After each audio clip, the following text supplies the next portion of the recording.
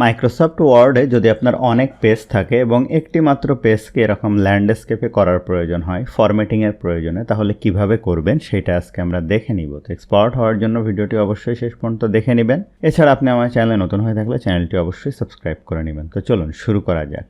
দেখেন, এটা আমার একটা মাইক্রোসফট ওয়ার্ড ডকুমেন্ট যেখানে 3টা পেজ আছে। আমি সাইড বাই সাইড ভিউ দেখতেছি আপনাদেরকে বোঝানোর সুবিধার্থে। এই যে ভিউ থেকে অন পেজ করলে আপনি একটা পেজ দেখবেন, আর এই যে মাল্টিপল পেজ দিলে এভাবে সাইড বাই সাইড ভিউ দেখা যায়।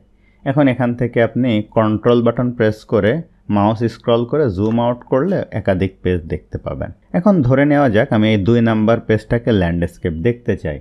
তাহলে আমরা যেটা করব, 1 নাম্বার পেজের শেষ লেখার এখানে মাউসের কার্সারটা রাখবো, রেখে আমরা লেআউটে যাব, ব্রেকসে যাব, যাওয়ার পরে নেক্সট পেজ এটার উপরে ক্লিক করব। এখন আমি 2য় নাম্বার পেজটাতে যাব, যাওয়ার পরে এই যে লেআউট থেকে ওরিয়েন্টেশন থেকে এটা ল্যান্ডস্কেপ করে দিব।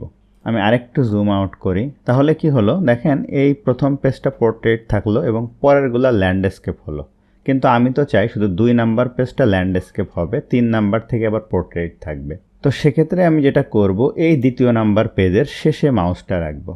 আমার কিন্তু মাইক্রোসফট এক্সেল, ওয়ার্ড এবং পাওয়ার পয়েন্ট বিগিনার থেকে অ্যাডভান্স পেইড কোর্স রয়েছে। সেই সম্পর্কে জানতে ভিডিওর ডেসক্রিপশন বা নিচে দেওয়া হোয়াটসঅ্যাপ নাম্বারে যোগাযোগ করতে পারেন। তো শেষে রাখলাম, আবার আমি লেআউটে যাব, এখান থেকে ব্রেকসে যাব, এই যে নেক্সট পেজের উপরে ক্লিক করব। তাহলে এই পেজটা আমার আইসোলেট হয়ে গেল। এখন এই পেজটাতে যাব, 3 নাম্বার পেজে ওরিয়েন্টেশন থেকে পোর্ট্রেট করব। দেখেন এটা পোর্ট্রেট হয়ে গেল। তাহলে এটা পোর্ট্রেট, এটা ল্যান্ডস্কেপ, এটা আবার পোর্ট্রেট। এভাবে আপনি যে কোনো পেজকে এভাবে আইসোলেট করে সেটাকে ল্যান্ডস্কেপ করতে পারেন। তো আশা করছি ভিডিওটা আপনার জন্য হেল্পফুল ছিল। ভিডিওটি ভালো লাগলে অবশ্যই লাইক করবেন, কেমন লাগলো কমেন্ট করবেন, আপনার বন্ধুদের শেয়ার করতে ভুলবেন না।